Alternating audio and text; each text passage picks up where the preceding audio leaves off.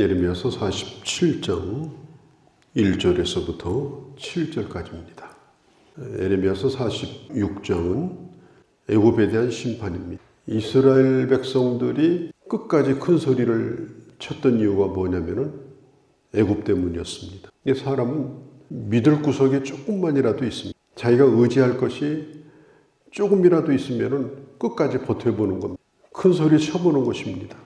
이스라엘 백성들이 그 바벨론의 강력한 군대 앞에서도 또 예레미야 선지자가 지속적으로 바벨론에게 항복해라. 그리고 하나님 앞에 연단받아라. 그리고 회복되어라.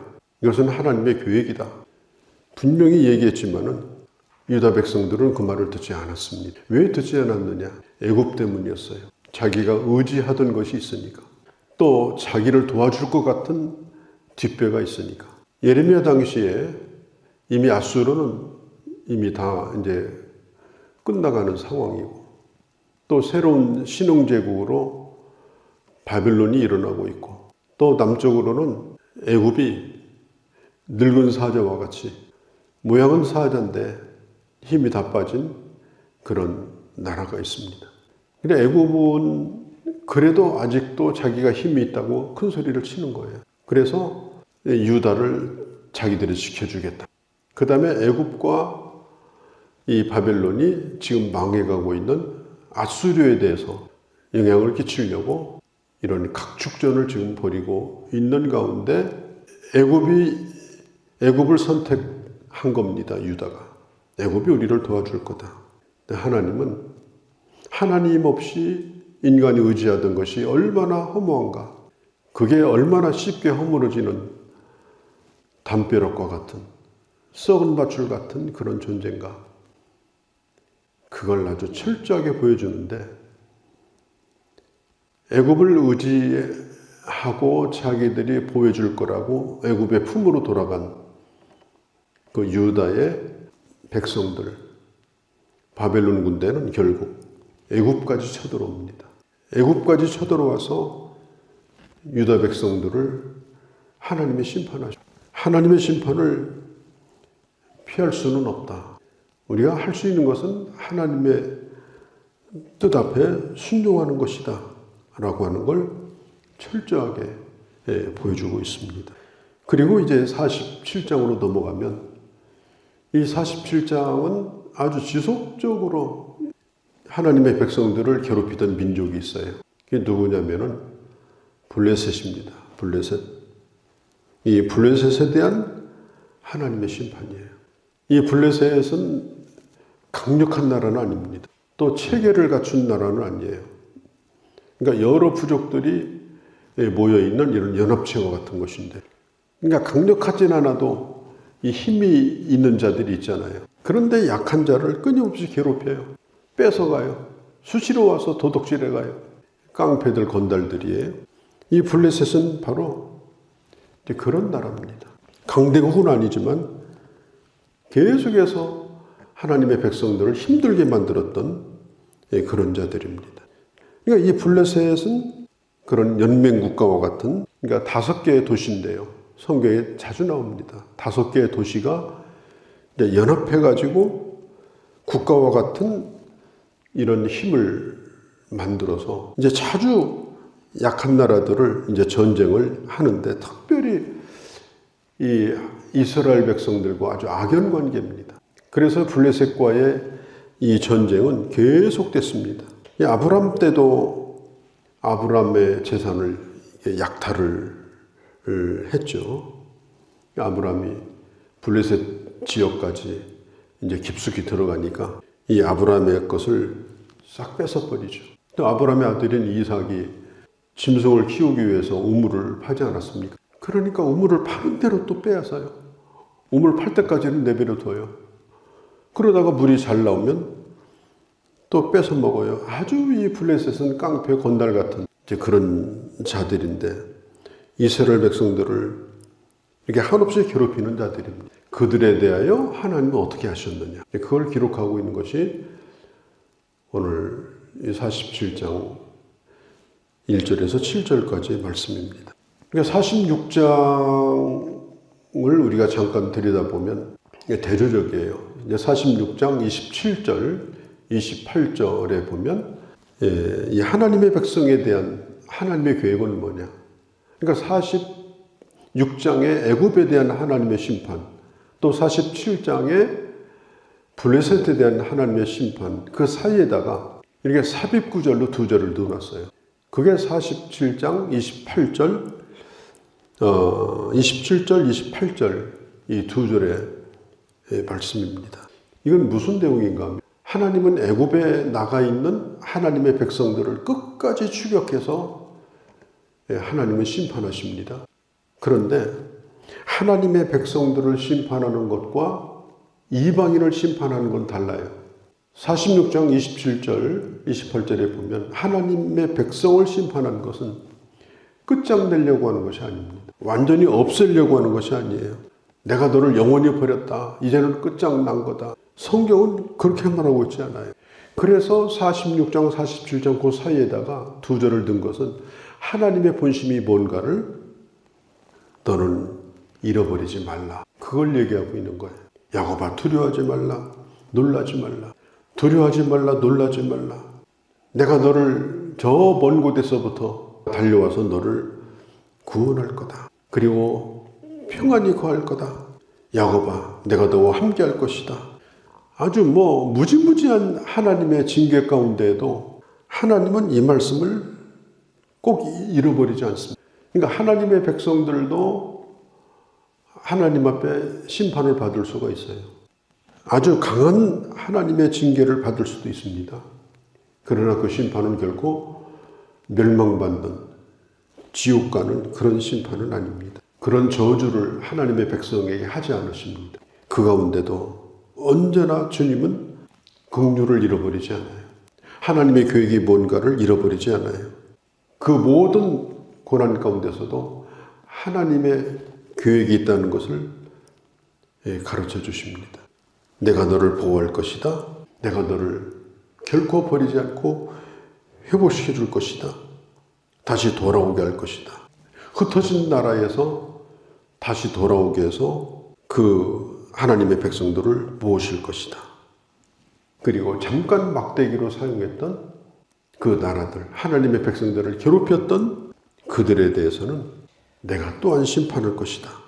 47장이 이제 바로 그걸 얘기를 해주는 것입니다.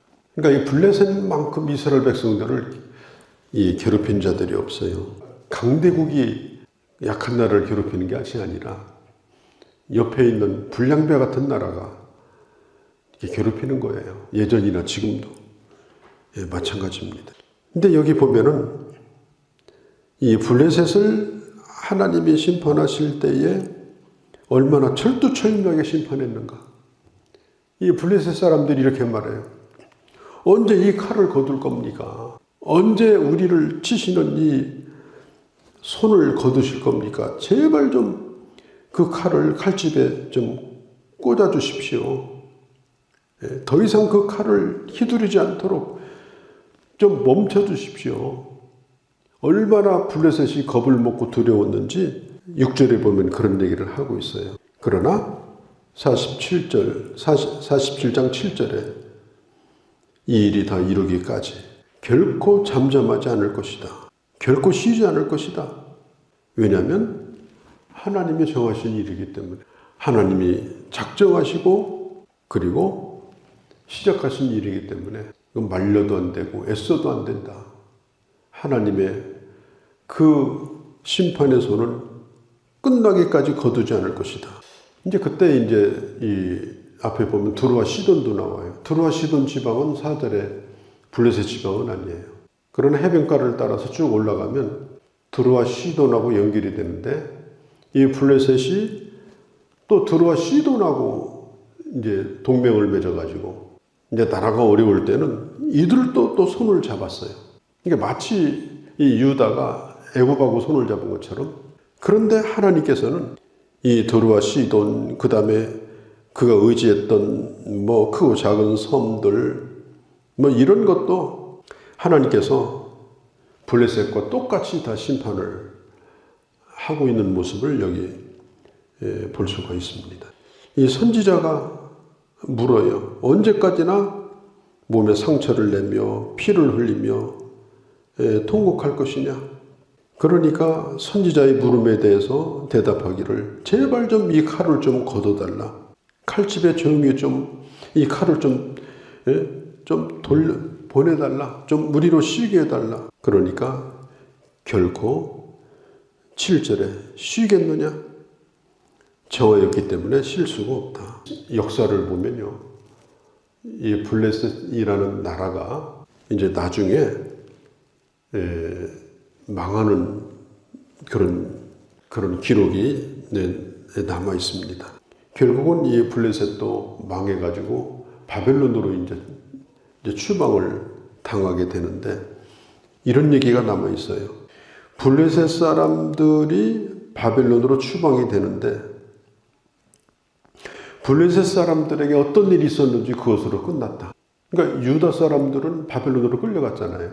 근데 어떤 일이 있었는지 다 알아요. 다시 돌아왔고 다시 회복이 되었고 다시 재건이 되었거든요. 그런데 블레셋은 완전히 지상에서 사라져 버렸어요. 그 뒤로는 흔적이 없어요. 그러니까 하나님의 심판이 얼마나 철두철미한가.